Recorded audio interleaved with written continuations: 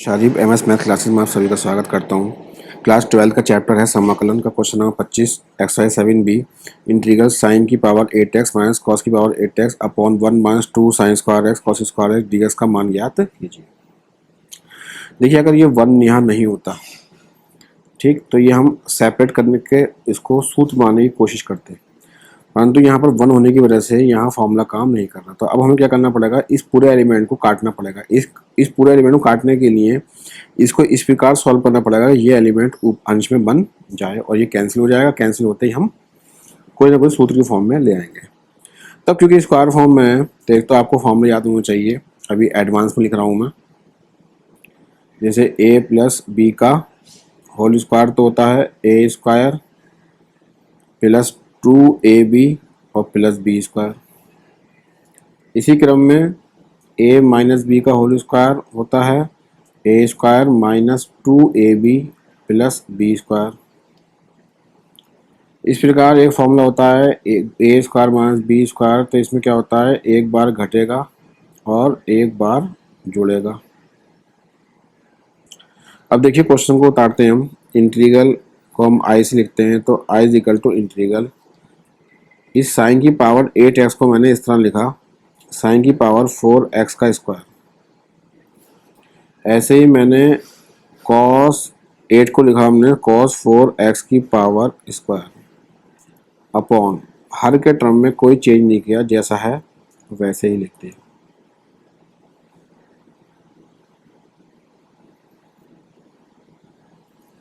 उम्मीद करता हूँ ये लाइन समझ में आ गई होगी, क्योंकि हमारे पास फॉर्मूला होता है a की पावर m की पावर n लिखें या a की पावर n की पावर m लिखें, होती इन दोनों की घातों की गुणा ही है। इस तरह से तो क्या पता जाएगा, 4 दूनी 8 4 दूनी 8। इसके बाद यहाँ फॉर्मूला यूज होने लगा आपका ये ए स्क्वायर माइनस बी स्क्वायर, एक बार घटेगा एक बार जुड़ेगा। तो हमने इसको इस तरह लिखा, साइन की पावर 4x माइनस कॉस की पावर 4x, एक बार घट गया। ऐसे ही साइन की पावर 4x और कॉस की पावर 4x एक बार जुड़ गया, हर पर कोई प्रभाव नहीं पड़ेगा।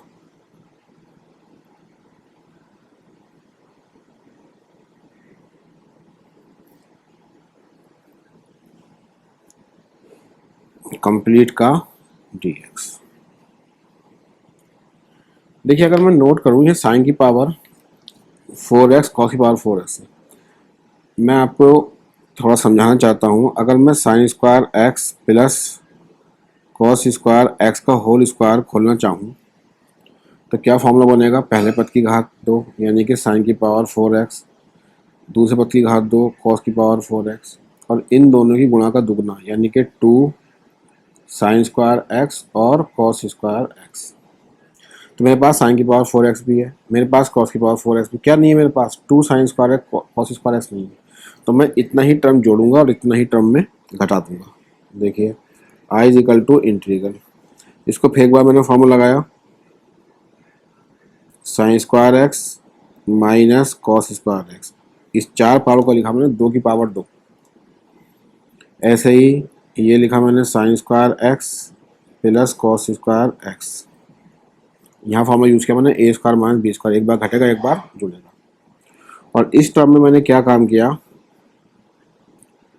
साइन की पावर 4x प्लस कॉस की पावर 4x, अपने पास से मैंने क्या काम किया, 2 sine square x cos square x जोड़ा और 2 sine square x cos square घटाया।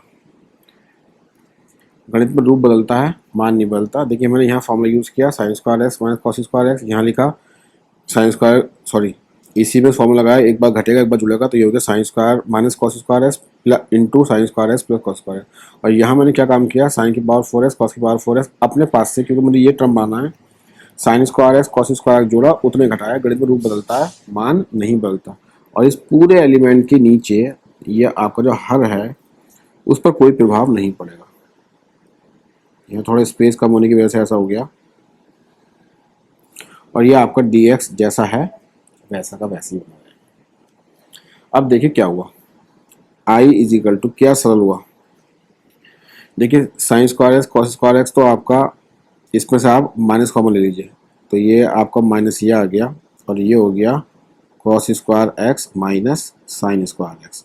आप सोच रहे होंगे माइनस कॉमन क्यों लिया, क्योंकि मैं जानता हूँ कॉस 2x का फॉर्मूला होता है cos square x minus sign square x, इसलिए कॉमन लिया सूत्र बनाने के लिए।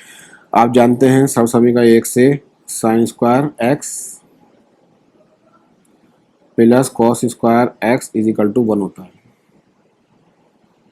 तो ये एलिमेंट कितना होगा 1। और देखिए ये क्या बन गया, ये आपका क्या बन गया, ये बन गया साइन की पावर 4x प्लस कॉस की power 4x plus 2 sine square cos square x.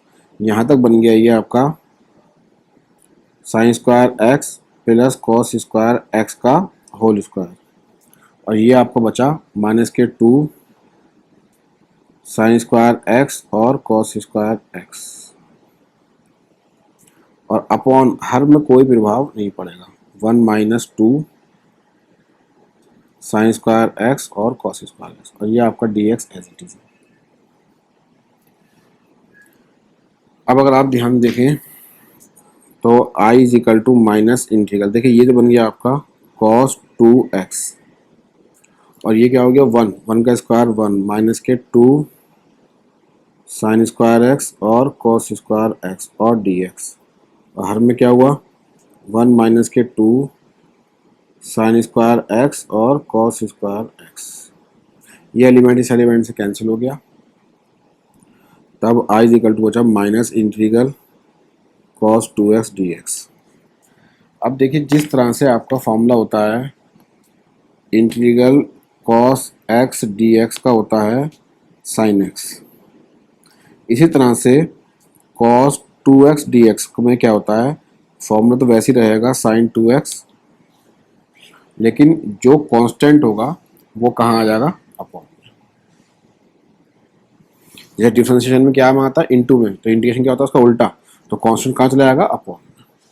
तो इस तरह से i is equal to minus ये कितना हो गया आपका साइन 2x अपॉन 2 और प्लस ऑफ c, जहाँ c क्या है एक समाकलन नियतांक, जहाँ c एक समाकलन नियतांक है। यही इस प्रश्न का उत्तर होगा। क्वेश्चन थोड़ा देखने में टिपिकल है लेकिन टिपिकल नहीं है, जब आप एक दो बार सी प्रैक्टिस करेंगे तो आप ये क्वेश्चन आपको इजी लगेगा।